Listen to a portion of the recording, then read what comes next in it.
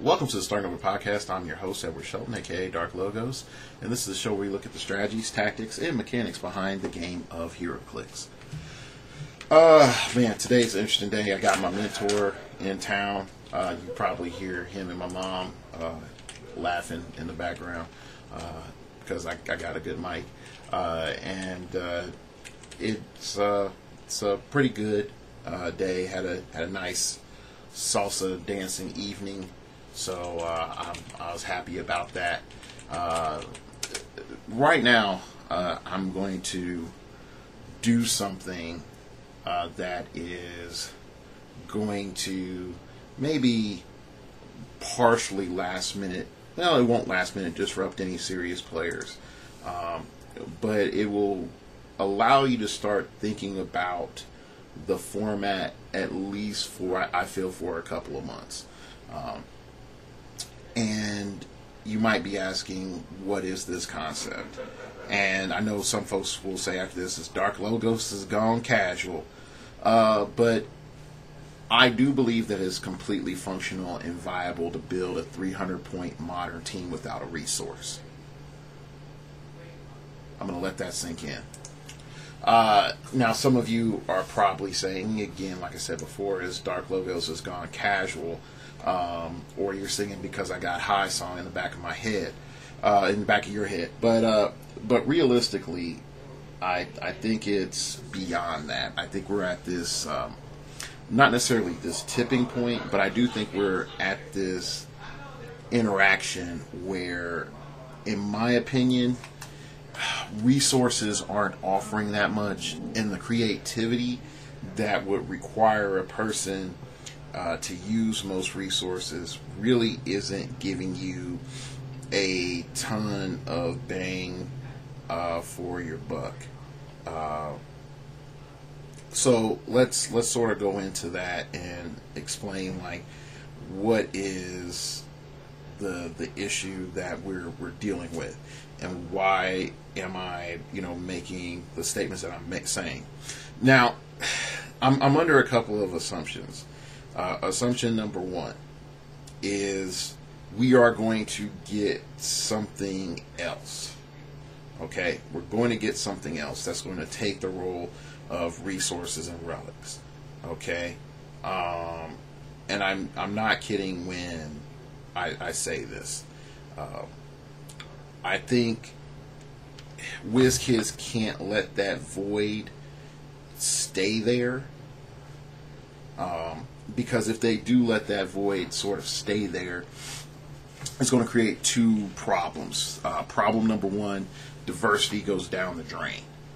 Okay, so I'm not necessarily saying there's going to be a resource. They're going to make more resources. I don't think they are, but I do think they're going to have something else that comes in and acts similar to a resource. So first off, like I said, diversity goes down because one thing about heroclix players is that we're able to determine the most efficient technology in the game very quickly. But the only thing that really stops us from having like complete mirror matches all the time is because we have this whole desire of, I don't want to just copy so-and-so's build. I want to prove that my tech is different, which is unique among competitive collectible games. So anyway, if we keep going, until that new element is introduced, and some people will say it's the tank, but it's not the tank and it's not the ring.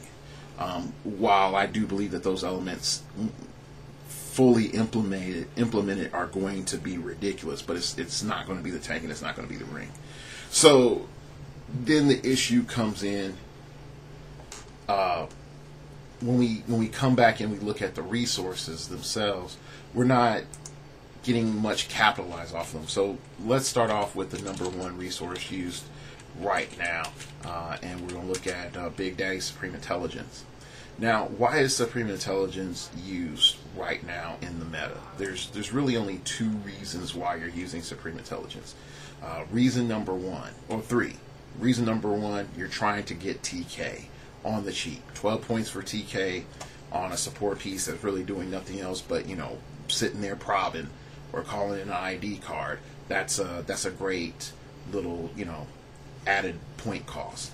Again, from that point in and of itself, you're already sort of admitting that your force really doesn't require a resource, but is utilizing the function of the power of the resource. So there's that. Then you have the, hey, I need willpower.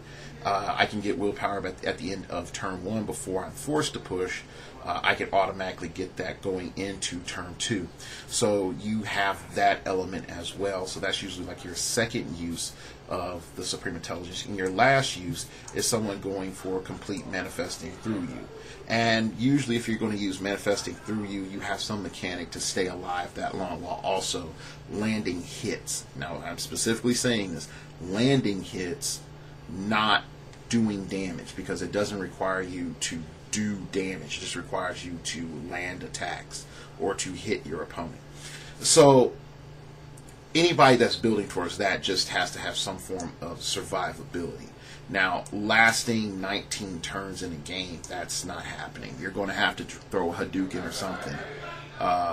Hit with the Shiv or the Wibbly or whatever. Webley. You got to do something to like crank this up.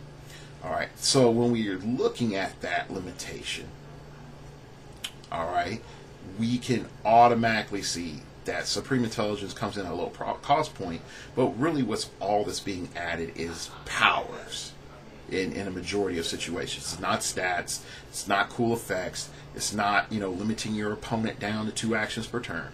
It's simply put, adding powers.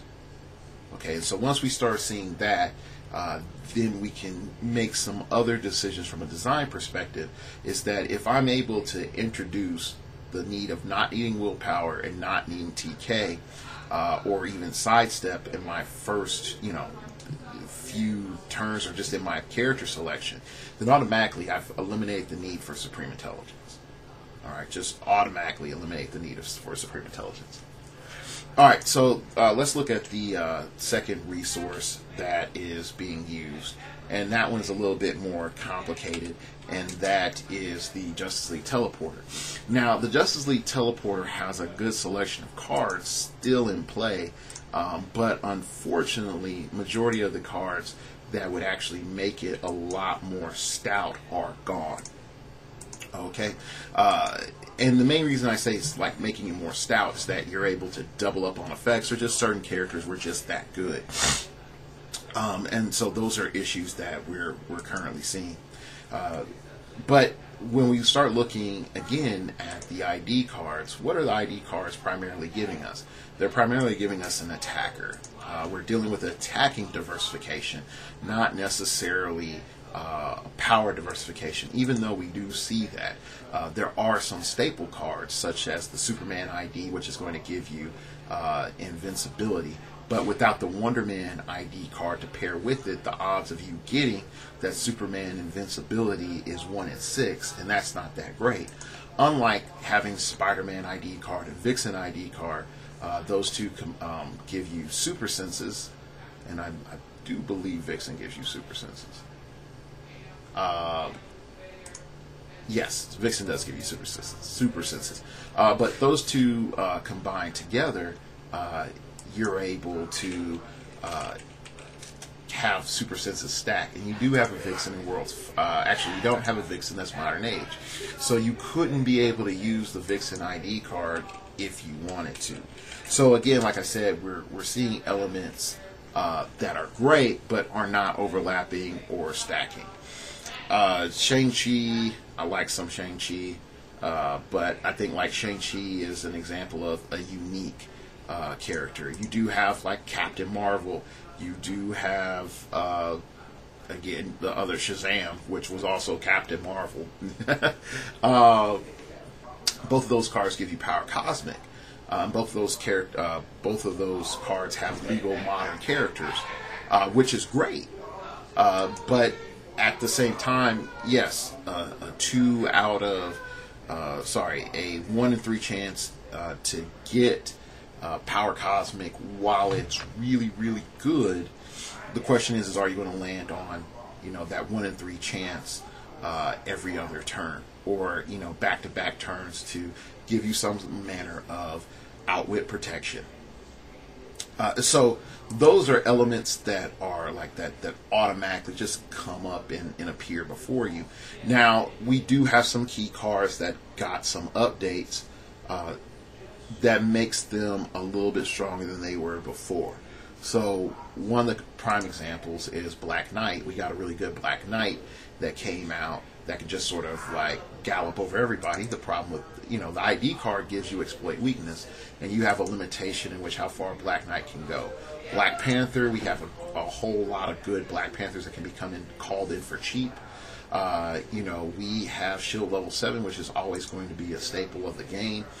We have U.S. Agent, which, truth be told, was about to have its day and was probably going to be the number one ID card for Origins until that Cosmic Spider-Man came out.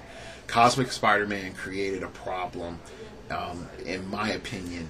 Not create a problem, solve the problem of the barrier meta. And all you really need to do to deal with the barrier team is to take out one of the barrier pieces. And to do so, it's real easy just to say, hey, Cosmic Spider-Man, blast through this wall and kill the barrier piece. And so right there, you automatically start to see why U.S. Agent, unfortunately, got a brief moment in the sun and then was quickly lost due to Cosmic Spider-Man.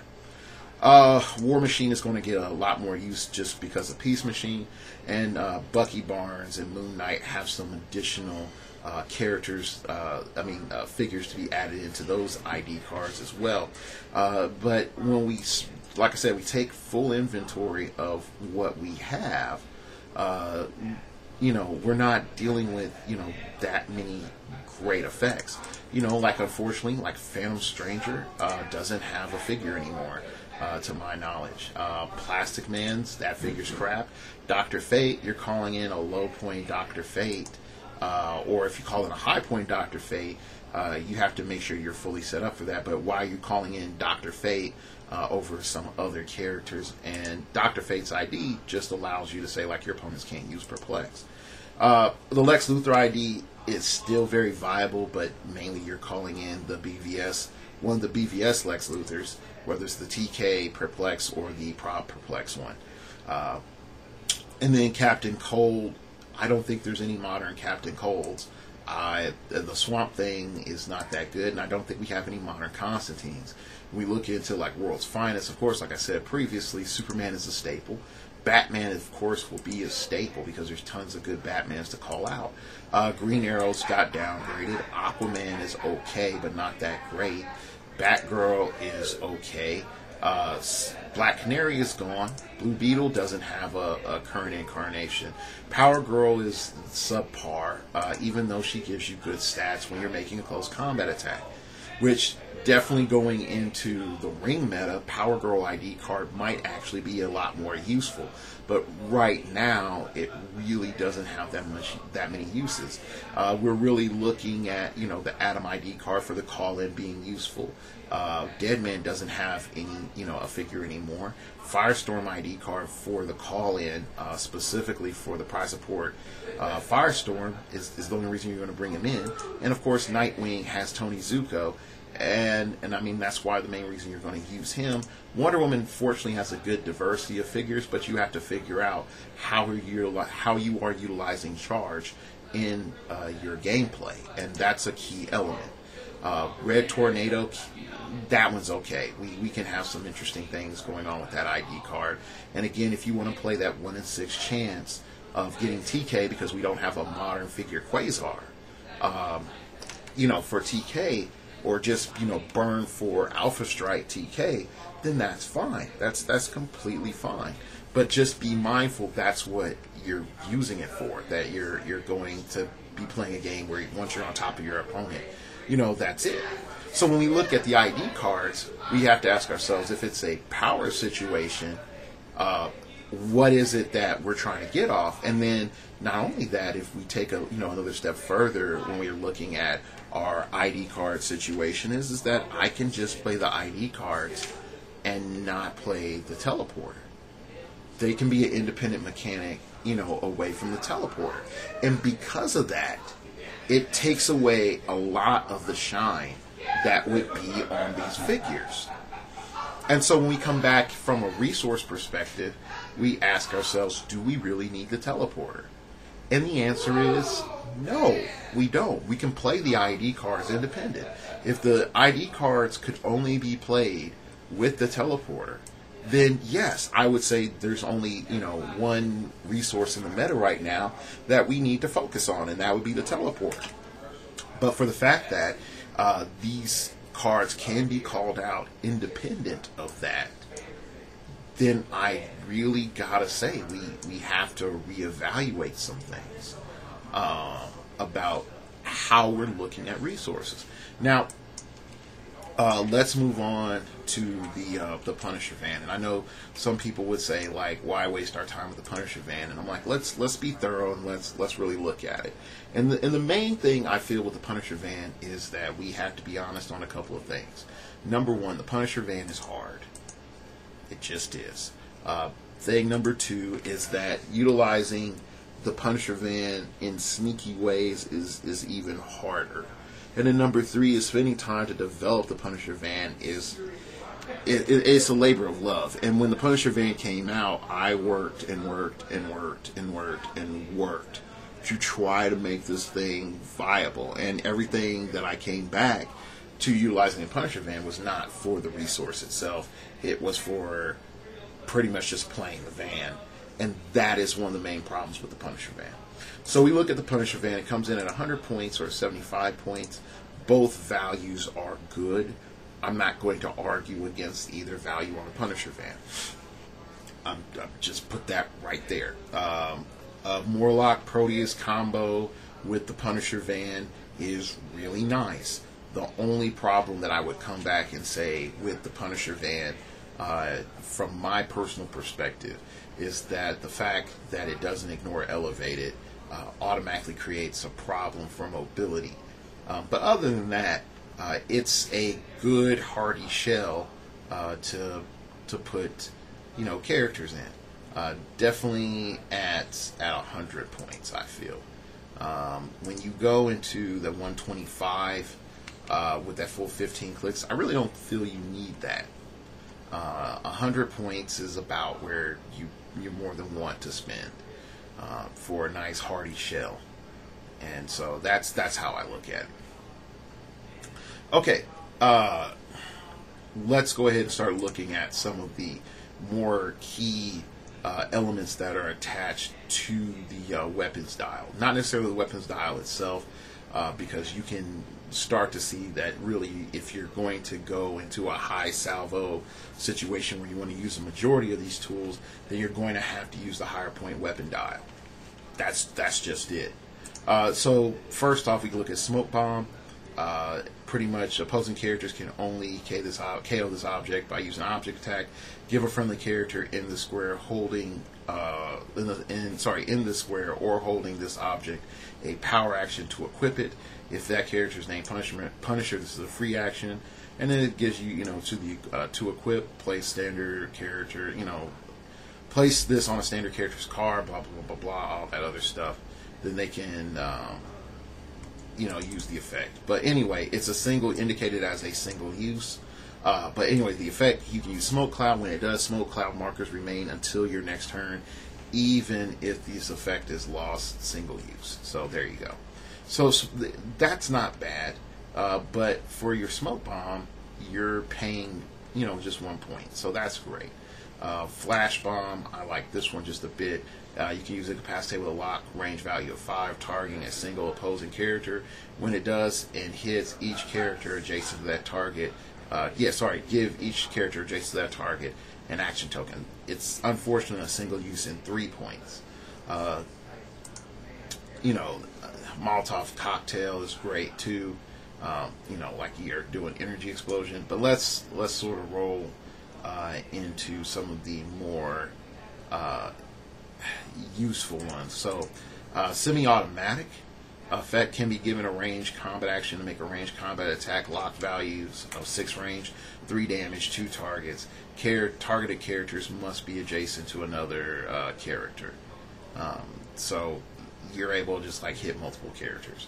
I like that. Then we have first aid effect. You can use regeneration or support for single use. The flamethrower, pretty much you have a lock range value of 4 and 3 damage. Targeted characters must each be adjacent to another target character. When it does, after action is resolved, you may attach a fire marker to each hit target, removing it from anywhere else. The fire markers remain even if this power is lost at the beginning of a character's turn. That has the fire marker deal that character damage equal to the number of action tokens on them. Remove the fire marker if it had no action tokens. So you have a incentive to combine this with, you know, the flash grenade or the flash bomb. Just be like, yo, you're gonna burn for a bit. The surveillance device is key because it allows grant an adjacent friendly character to use improved targeting, ignores elevated, ignores hindering terrain when attacking opposing characters within 6 squares. So that's sort of nice that it has that little, you know, added ability. Then you have the riot shield, and the riot shield comes in at 4 points. It says can use energy shield, deflection, and toughness.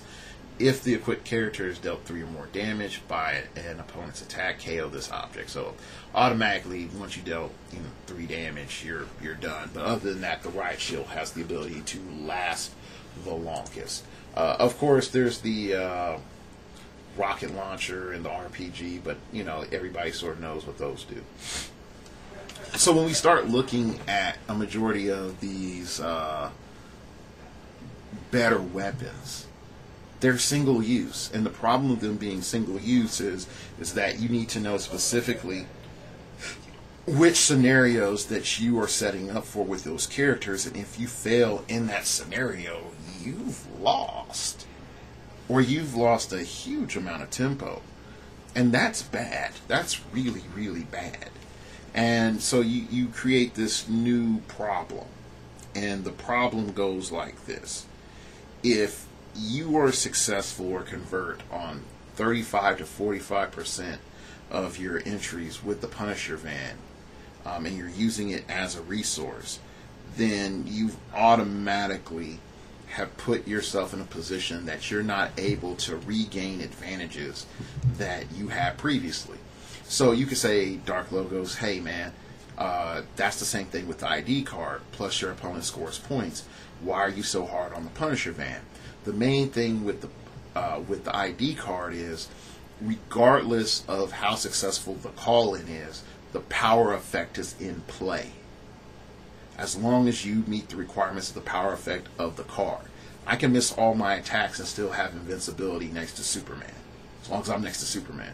I can, still have, precision strike with Shang-Chi if Shang-Chi's on the map. I can still have super senses, Spider-Man still on the map.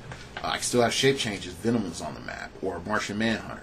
All these things are still in play. And those are big deals.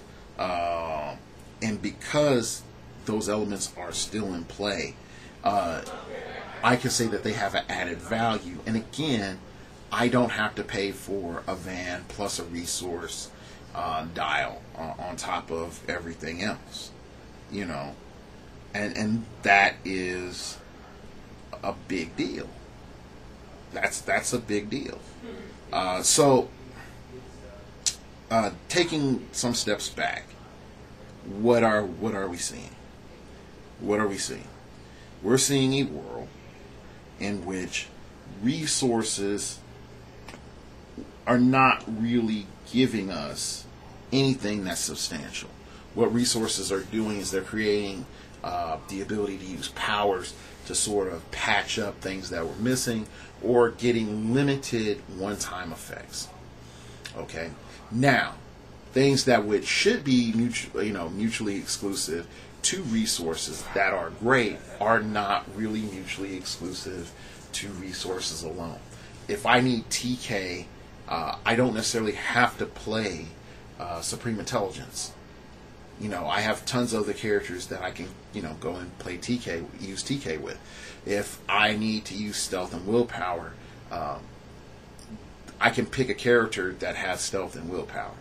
Now, if you want to say like, oh, but Dark Logos, I'm adding those elements to the character to make them, better, then I can say like, I understand that prospect. But also at the same time, I would say is, can you find similar characters and then other characters that like grant powers or wild cards that you're able to, copy team abilities and still have a highly functional competitive team? And the answer is, yeah, you can.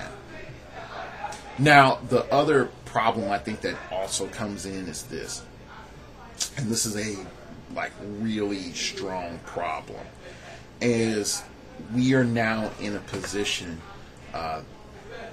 that damage control, and I do mean this, damage control is more powerful than a resource. Damage control is more powerful than a resource. What are you saying by that? You mean like, Dark Logos, that's some like Zen, Buddhist master level, statement right there. What does that mean? It simply means this. If I'm able to tell you, you have an 8 damage attack coming towards me, and the most damage that you can do out of that attack is 3, then why would you invest that much, into that type of character if you know you're going against my team and the most damage output you can do is 3? Now, that sounds very frustrating, that sounds very annoying, and that's really where I'm coming to. If I say like, hey, I have an 8 damage attack and it's incoming, and then through all the other effects that are there, I'm able to say, and you did 2 damage. The question comes in is, where does that shift gameplay? Then you would say, well, Dark Logos, I'm going to use Pulse Wave. I'm like, fine, you can use Pulse Wave. And what is going to be the adaptation to that? And some people will say, well, I could play Superman. Someone can play Superman Blue if that becomes too big of an issue. And the answer is yes. They could just shift to Superman Blue. Now you're stuck dealing with that reality of Superman Blue on top of everything else. Now, is it sort of balanced that like a 50-point Superman Blue or a full-point Superman Blue is not that offensive? Yes. But when we start again looking at what are the roles of resources in the game, if they're not pumping us up and they're only giving us power, and certain inputs are more valuable than other inputs, then let's be realistic with ourselves. That all of a sudden, all these damage inputs are not created equal. That all these abilities to, crank out damage, from one single source character may not be the best idea. Even AoE effects might be better options. And I know some folks will say right there, it's like, why would AoE effects be better options? Because simply put, the AoE effects right now are not balanced. They're really not balanced. Whether you're looking at Punisher or Hammer or Fast Forces Punisher, because I know some people will say, well, he sucks. It's like, no. He's really good. I played with him recently. He's really good. I could sort of go on for a bit. The fact is that the AoE effects in this game are getting better in relation to what's out there, because the total amount of spread out damage exceeds what you could do to a single target. Okay? And from that point, resources aren't really helping you with that. You might say, hey, Dark Logos, there's the rocket launcher, and the rocket launcher would be able to help me with that. And I'm like, well, yeah, that's really like the only exception. Really think about that. If that one thing is the only exception, would you go and play the Punisher van? Like, does that motivate you to run the Punisher van? I don't think so. I don't think that motivates anyone to run a Punisher van, to put that investment in just to get a one-time use of a rocket launcher versus paying a lot less points and playing Punisher, just a standard rocket launcher Punisher. So let's sort of round some things out a bit and take some things back into, proper compression in the realm of thesis. So you're coming and asking yourself, Edward, why even look at not running a resource? And if so, what does that look like in team composition? Well, it pretty much comes down to this. First off, we have an abundance of pick of power. Pick of power is really what has killed the necessity for the modern resource. The second element is that entities still exist. Number 3 is that when we look at it, the special objects for what they do grant more abilities and diversity than resources do. And for the point cost are more efficient than resources. So that's a lot to break down. So let's just start off with pick of power. Now I know you're going to say Goblin King, Jakeem. Freaking, steroids and mutant genes put together to make the most awesomest, X-28, mutant killer that possibly could ever exist. And that's pretty much exactly true. But there are also some other characters that are just as good when we start looking at the pick of power elements. And using the word element, that transitions into Element Man from World's Finest. He's 100 points outsiders. He's 6 clicks deep. And you can pick a defensive power on him, and you could just be like, hey, I have Invincible all the time. I have Regen all the time. You can pick damage powers with him as well. And then he has traded Plasticity, Shape Change, Giant Reach. And when he has no action tokens, he has Phasing Teleport. So you would have to, let's just say by chance you picked Impervious for whatever reason, because you see that your opponent doesn't have any form of penetrating damage. So you can have Impervious, Shape Change, Super Senses, all for 100 points. Now the 6 clicks of health is a little bit, frustrating, but it's also understandable that if he was 7, 8, 9 clicks, and let's just even say he went up to like a 135 or 140, everybody would play him, but he would still be a little bit more frustrating to deal with. Now the Outsiders gives him this element of control. You would need a distribution method, but the fact that he can just come out and flat say, like, I can have an attack power or I can have a defense power. I'm going to do a moderate amount of damage. I'm not doing a ton of damage, but I'm able to control your modifiers by using the Outsiders team ability. Now, previously folks would say this is trash. Then my homie Kyrie took this to a rock and made top 4 with it. Okay, so you have some. It gave me a moment of pause of like, this might be better than I thought. When the casual guy brings out something and shows that this is super competitive.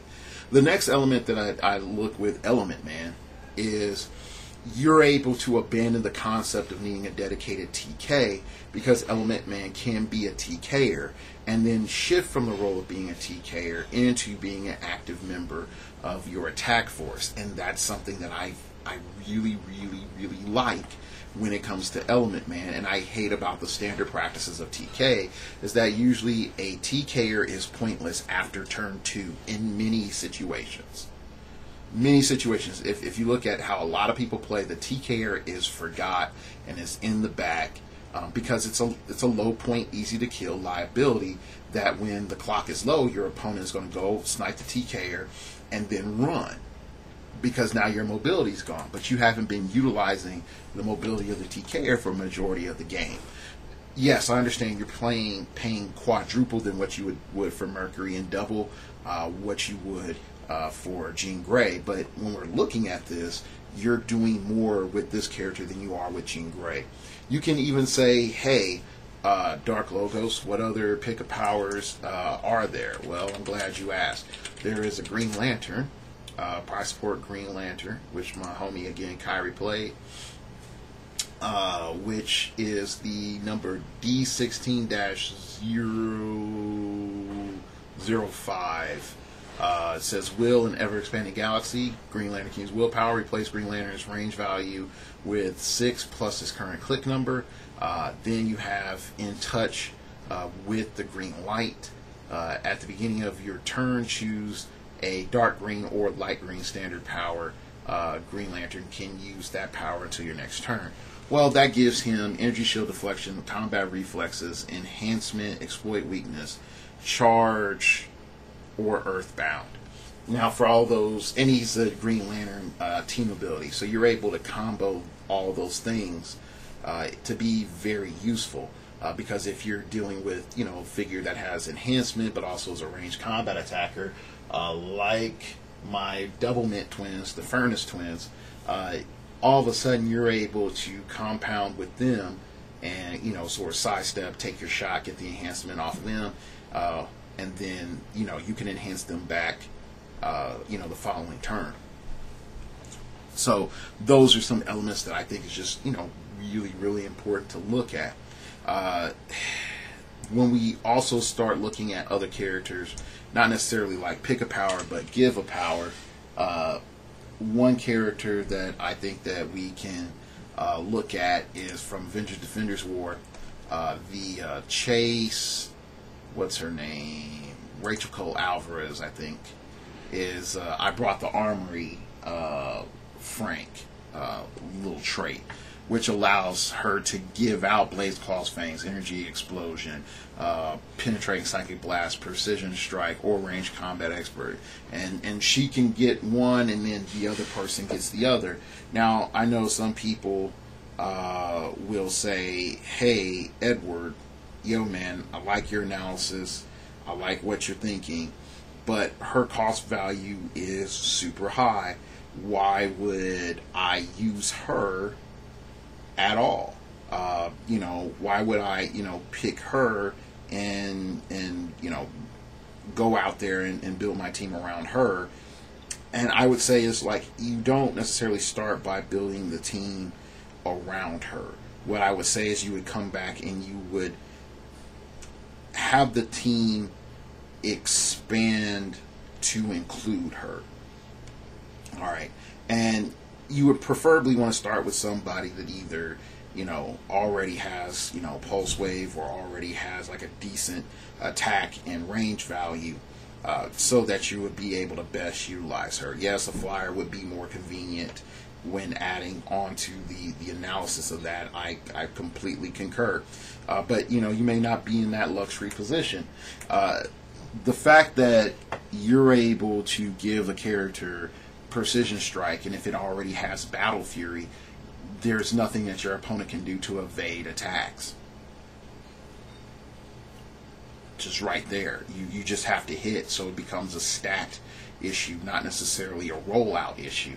You're guaranteed to do at least 1 damage. So automatically right there, she is a good figure. If you look at her range, it's average. She has sidestep, so on her first click, so her swing is 8. And so from that 8 swing, if you give her RCE, all of a sudden she can be a 13-3 or a 12-4. And those values are really, really good. A 12-4 for 90 points is above par. Because we're seeing for 100 points, we're getting 12 threes, and we might see, occasionally we will see 11 fours. But in this situation with RCE, you put yourself at a 12-4, you're doing better than some other characters that are priced at 100 points. Now, her clicks of life aren't as great. Okay, I'll be honest with that. But the fact that she has utility to hand out powers, regardless of who it is, as long as it's a friendly character at the beginning of the turn, I think that that's wonderful. I think that you're automatically putting yourself in, one of the best conditions that you possibly can, because your opponent can't say like, okay, I outwit your precision strike that you're about to get. I outwit your ranged combat expert you're about to get. So in the future, this is going to be essential to deal with like the outwit game that's going to, you know, pop up and be super strong. Okay, so that's from the figure perspective. Let's start looking at this element from the pick a power perspective. Let's start looking at this from the special object perspective. And from the special object perspective, I have Exhibit A and Exhibit B, and these two objects are key. Exhibit A is the weapons drop. Exhibit B is the symbiote. Okay. Now I know some people would say is like, wait, you're going to make an argument that the weapons drop and the symbiote are way stronger than a resource, and I'm like, yeah, for right now, yeah. So let's look at it. Let's start off with the weapons drop because it's dynamic, similar to the round table. But there's some key elements. Number one, you're getting a cornucopia of powers, and the majority of these powers are always useful. Regen, defend, exploit, psychic blast, empower enhancement, quake, pulse wave, range combat expert, close combat expert, energy shield deflection, close combat reflexes. All of these powers are useful all of the time. And since you can sort of come in and say like, all right, I'm rolling, boom, I have combat reflexes. So when we look at, you know, all those elements in the weapons drop, I can just stay on those. Like if I get lucky early on, I could just stay on and just be like, all right, well, you know I have pulse wave. You know I'm being granted pulse wave. I paid 8 points for this. You know I'm going to be granted pulse wave. When that comes, you know, are you going to be ready when that happens? Oh, you're not? Okay, boom. My Superman, my, you know, whoever else with running shot, you know, now is going to hit you for a pulse wave. You know, it's like fairness, you know, running shot, pulse wave, boom. You know, my Space Leo, running shot, pulse wave, boom. You know, all of a sudden, those elements just come out. You know, being able to quake, and if, you know, just being able to charge quake and distributing a ton of damage through a bunch of figures. You know, popping out enhancement or empower for, you know, a force multiplying effect. You know, psychic blast, you're just like, oh, you picked you picked impervious through your entity because you had to pick range shots pulse wave. All right, cool. You know, I'm going to psychic blast you now, Jakeem, or psychic blast you now, you know, Goblin King. So those elements are constantly good. So then you can diversify. If you know you're going to deal with these options, you can roll at the beginning of each of your turns to keep trying to reload to get the thing that's going to be useful and hold on to it until you need it. So it gives you a hand of cards, but the probability of you being able to get that card and reuse that card is a lot higher than, which is, you know, its resource counterpart, which is a teleporter, which in most cases you're bound to probably not get back what you need, or you have a higher incentive to burn cards. So if you burn something and that slot's gone, if that card didn't convert into points or into, you know, needed damage, then automatically you're at a loss. And a lot of people don't want to look at it that way, but realistically, yeah, you're at a loss. So that's a frustrating element. I know some people don't want to think about. And they don't want to think about, how, for lack of a better word, how they're now being sort of punished for playing something that is popular.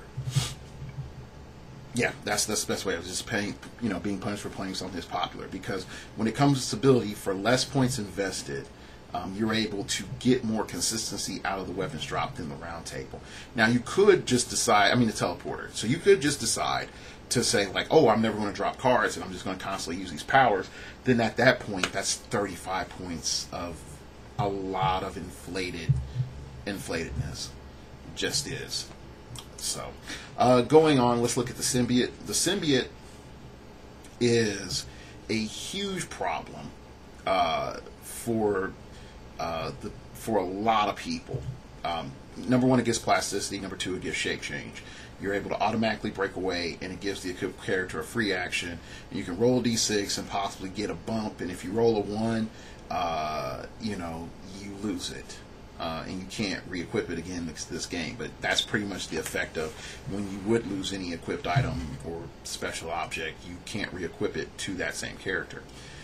Now, when we look at the symbiote gives us a couple of distinct advantages. Distinct advantage number one, plasticity is there, which when you're looking at from a hypersonic speed perspective, you are now able to limit your opponent into hypersonic speed range. Then shape change is just pretty much saying, like, whatever, homie, you can't target me. That's the end of it. Good game. Automatically breaking away, pretty much just guarantees mobility. And then the chance for a +1 stat bump, having that be 1 in 3 versus the penalty being 1 in 6, is statistically in your favor. It's statistically in your favor. So I look at that, and if we start comparing some of that to the not so useful powers from Supreme Intelligence. Supreme Intelligence, for literally double the points, creates a very awkward situation. And when we start comparing it to the symbiote, number one, you do have to sort of ramp up the Supreme Intelligence, and you're not necessarily going to get something that's constantly as useful as shape change. Just being real about it. Okay, so that's advantage number one with the symbiote. Number two is that when you look at Supreme Intelligence, you're most likely, if you do get to the end dial, you're most likely at best getting 1 to 2 turns of usefulness out of a 400 point or 1,000 whatever point Supreme Intelligence. You're not going to be able to get half the game full of attacks off with that. So that's another element that just comes into play. Then, of course, when we dig a little bit deeper, we can see the other element of being able to break away from characters, and that utility is so distinct and so strong that I realistically can't avoid that. I can't avoid looking at that. There's too many good things that comes with automatically being able to break away from characters. So that's just me being honest about it. We can sort of look and say, Supreme Intelligence doesn't ever give you a stat bump unless you want to talk about Perplex. But again, it's not +1 all values. Now, there are some limitations that I would say is that you don't benefit from using the symbiote if you're dealing with a character like Venom or Venom Pool or characters who have that alien symbiote trait, because they pretty much have this built into them, minus the +1 stats. So overall, we can start to see that if you utilize the symbiote, you do gain a lot of distinct advantages. Now, I know some folks will say, but look, Supreme Intelligence is giving me willpower, and I don't have to worry about that. And I understand. And you could say, again, the weapons drop is not giving me willpower at all. And I understand. I fully understand. But at the other side of this, I could easily say is you just need to build a character which has willpower, or that has stealth, or that has TK, or whatever else. You can easily just go ahead and just build that character and add these in as your substitution, which to a degree opens up the meta and how we think just slightly. And I know the number one complaint right now is that there isn't a good pulse waiver out there. Okay, well, there isn't a good pulse waiver out there, but there's a weapons drop. And then some people will say, but yeah, but then that forces me to give up Supreme Intelligence. But you're using Supreme Intelligence to modify Jakeem. But if you don't need Jakeem, then you could just have the weapons drop. And then you can start looking at other options. You know, so let's look at the last element that made me really sort of solidify my thought process of like, yeah, we really probably don't need resources right now to build competitive teams. And that last element is, of course, the equipment, or not the equipment, the possessors. The possessors right now have caused more disruption in how I look at things than I thought they ever would. And when we're talking about Eclipso and we're talking about Brainiac, Proteus is on there, but I really am not counting Proteus in particular because Proteus flat +1 has not been a constant disruptor. Okay, it's more Proteus popping off has been a constant disruptor, but not Proteus himself being a constant disruptor, if that makes sense. Okay, sorry, Proteus as an entity being a disruptor. Because there are some, characters that in the age of the,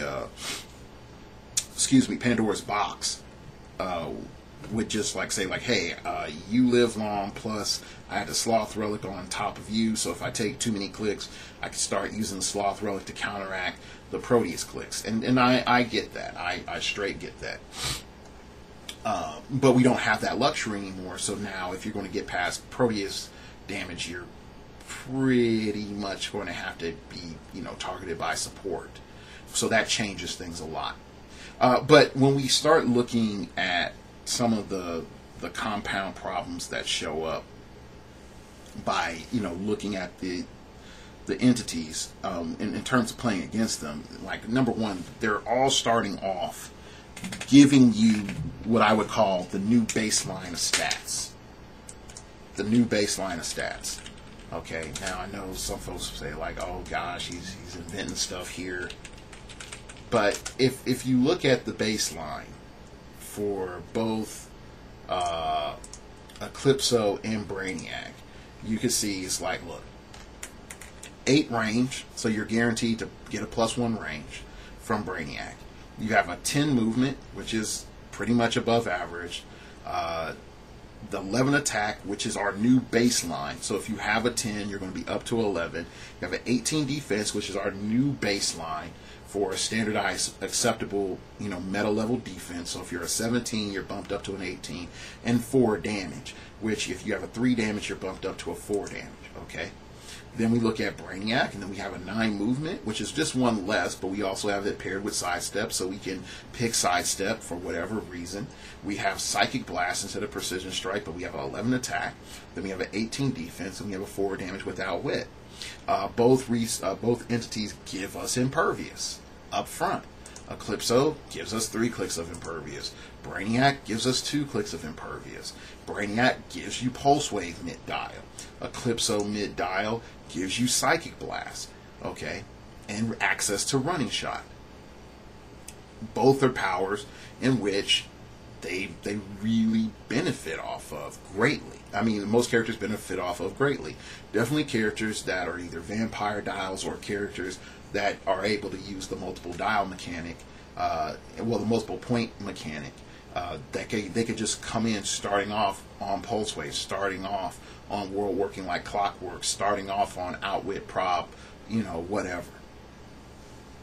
So those elements are really good. So when we start asking ourselves, okay, what's the main role of a resource right now? Is to grant powers, and then I'm looking at constantly being able to grant good powers that are useful 80 to 90% of the time.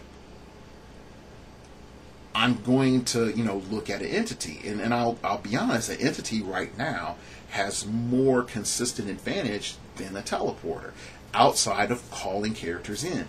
Now, I know some people will again come back and say, but hey, Dark Logos, the idea of stacking all of those elements creates a compound defense. And I would say maybe. And I honestly say this is a maybe, and I know some people say this isn't really an argument or a point of debate, but I'm actually saying it actually is. So, from an ID card perspective, there is only one character ID card that will give you flat damage reduction, and that's the Superman ID card. That's it. There are some ID cards that will give you +1 defense, but nothing that's going to do like +2 defense or anything like that. So right there, from an entity perspective, if your defense was already lower than the printed entity's defense, you're already getting that benefit. Now someone would say, but then hey, I have that element plus, additional +1. And I'm like, cool, that's fine. But a majority of that can be solved through a perplex through the build, or defend, or something else like that. These are other constants that you can have versus being a variable from the round table. You can say from an offensive perspective, I can get Precision Strike from Shang-Chi. Yes, you're back to a 1 and 6. And if you blow the Shang-Chi card, you're not getting it for the rest of the game. You could say like, hey, I can get, I have 2 cards I can get stealth off of. And I would be like, yeah, that's great. But again, the moment that you burn any of those cards for utility sake, you've lost that. You lost the odds of getting that power consistently. So one thing that we look at in the game is random versus consistency. And you're going to say like, hey, weapons drop is random. And I'm like, yes, weapons drop is random. But if I get what I want, I can stay there. I can't do that with the teleporter.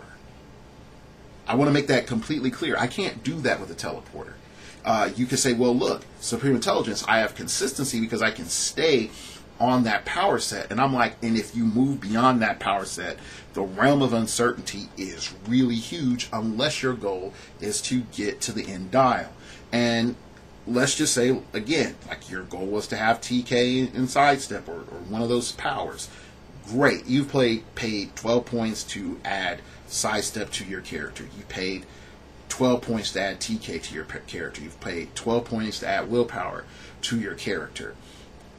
Alright, now that you've done that, does that completely change the tempo, or could you have done something else in character selection which then would have allowed you to look at a different character and paid for consistency?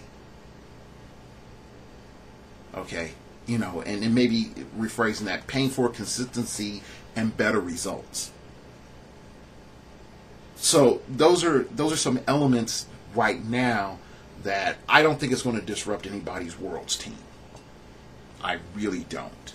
I think in particular, you're going to see 99.9% of Worlds teams have a resource.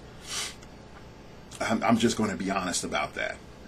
Even if you were to say that you're going to play Goblin King, Faust, and Jakeem, okay, and then have an ID card, because that's been talked about.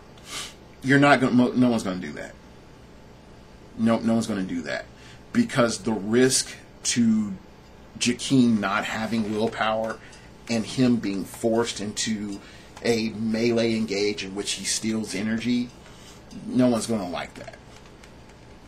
Where he has to steal energy, or he'll later on has to regen, push to regen or some sort of thing like that. Most players don't like that, because that leaves them open to not being able to pick defensive powers on Jakeem. But there was something, just going back just a bit, and I apologize for this. There's something that did come up in my mind just here, a second ago, going back to why pick a power sort of is making the use of entities sort of pointless. Go into the shifting focus mechanic. And I believe the shifting focus mechanic is not only the achievable future that is leading to the downfall of resources outside of WizKids just saying like, nah, we're not giving you stats, we'll give you some powers, and blah blah blah. But when we start looking at shifting focus gives us a diversity of options, while at the same time keeping our stats at variable levels to compensate to the situation. Okay. So the best example of has been recently is Shifting Focus Superman. Shifting Focus Superman comes in, does a lot of damage. If he's melee form, he can go and tag somebody. If he's hypersonic speed form, he can be a protector of the weak in his defense form. He has options, or he could just sit there and optic blast you and do penetrating damage. There's tons of options that you can do with Shifting Focus Superman. But technically for 90 points, I have access to Improved Movement, Destroys Blocking, Charge, Impervious, Invincible, Psychic Blast, I think Range Combat Expert, Running Shot, Hypersonic Speed, Super Senses. All for 90 points. That's what I'm paying for in that trait. Plus I think he's like 7 clicks. Alright, so all of a sudden, from a team building perspective, I'm able to do a lot, and I've paid for a lot of powers with very little investment. Okay, and I don't have to worry about like losing, that character unless, flat out, unless my character gets KO'd, and I don't have to worry about, losing my Psychic Blast so much or losing my Invincibles so much. Those elements are there. They're sort of guaranteed. If my opponent outwits, my let's just say outwits my Psychic Blast, I can shift in focus and go melee form. So I can technically pocket my advantage if I so choose. And that's a very strong effect. That's a very, very strong effect. And I think that's something that can't be overlooked. And one other element where I definitely believe that we're definitely facing the end of resources is 2 major elements in the last 3 months that we've seen. One is the tank, and the other is Peace Machine. Those 2 just changed the game. Peace Machine changes the game because, if properly looked at, creates a situation where 175 point Goblin King, Cosmic Spider-Man are not that effective in and of themselves as attackers. Really, it's just overall utility. They're not that good. Then you're also looking at Jakeem Thunder as being not that good.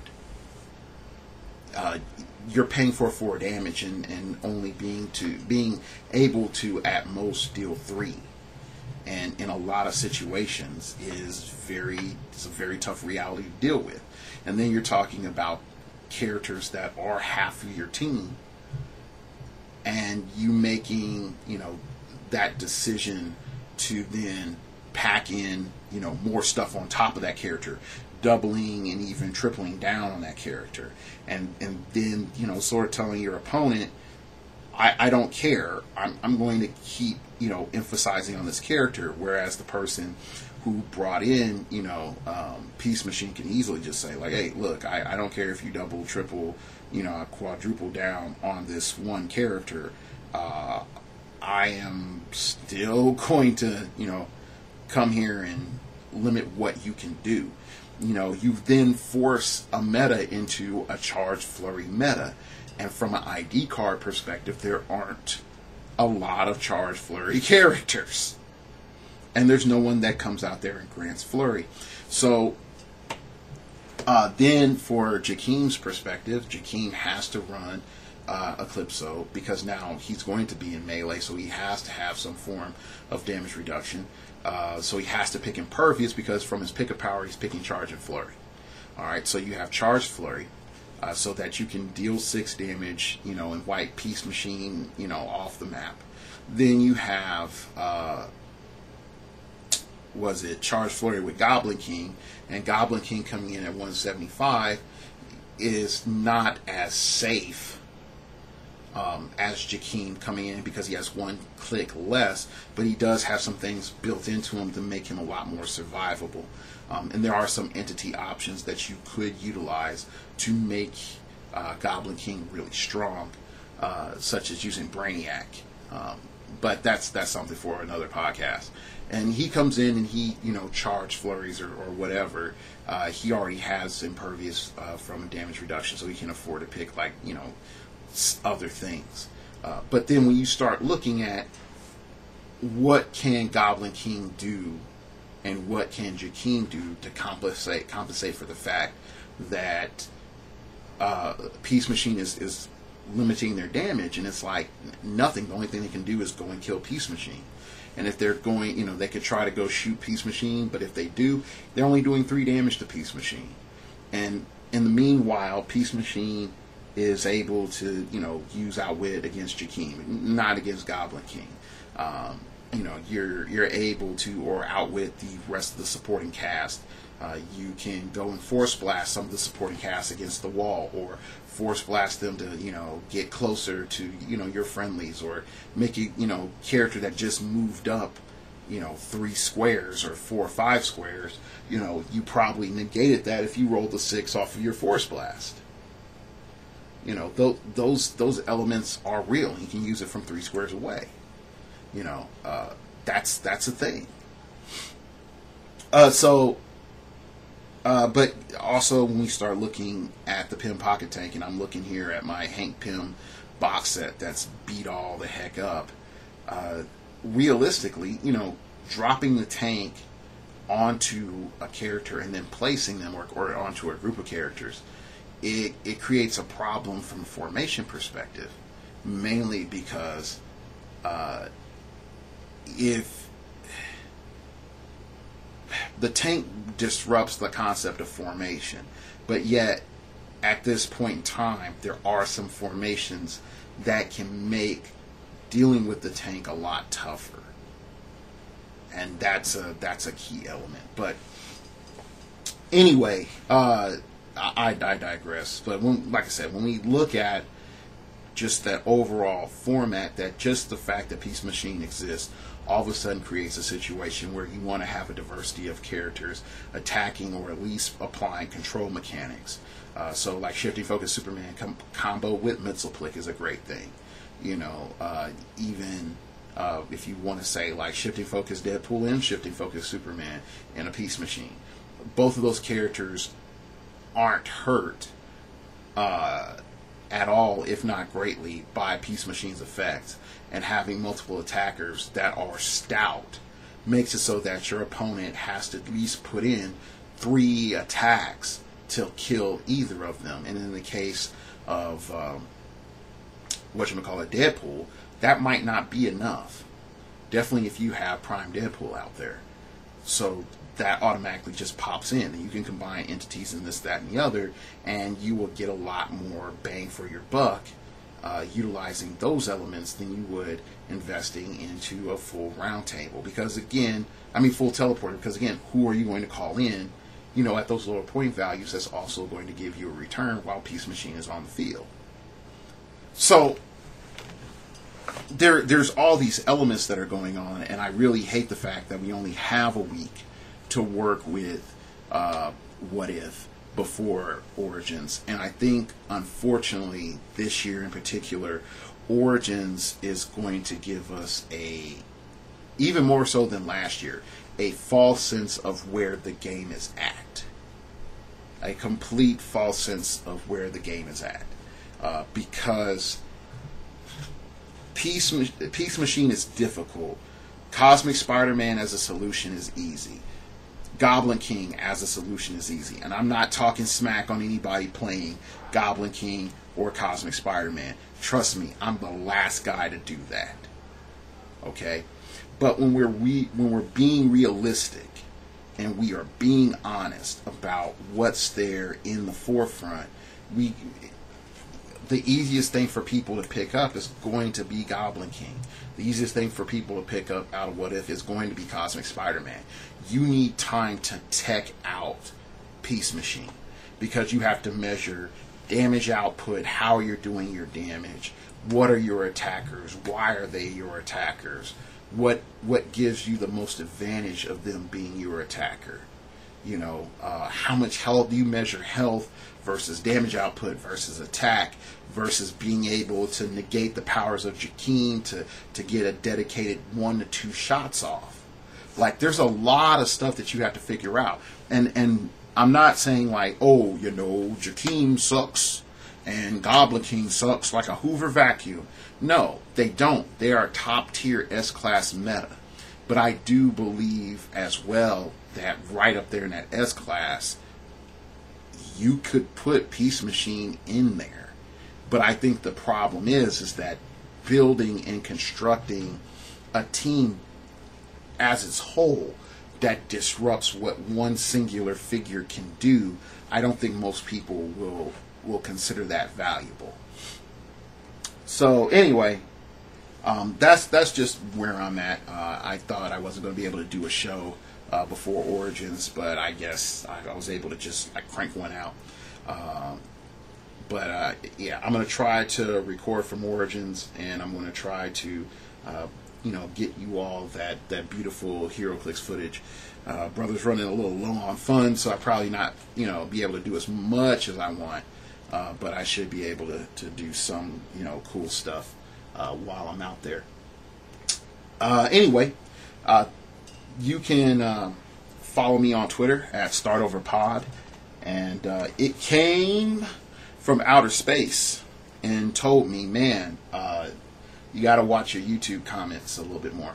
Also, I will give a little bit of a correction. Last week I was talking about the stupidness of replacing 150 point Doctor Strange with a low point Doctor Strange, and some listeners in the comments pointed out, like, look, if the replacement was more points than, it's less points than the character that it replaced, you'll still get full points. So I appreciate you all for pointing that out. I don't have a problem being wrong. I'd rather find out the right answer than perpetually try to pretend to be right. So thank you all for that. Anyway, you can check out my random musings on Twitter, and you can email me at startingoverpodcast@gmail.com. That's startingoverpodcast@gmail.com if you wish to opine. Keep it piffy, keep it interesting, keep it awesome, baby. Let me know what you think about What If and how it relates to Origins. And, you can get a Phoenix Nest t-shirt in the link below. And that's about it. I'd like to thank you all for listening. And remember, we all have to start over sometime.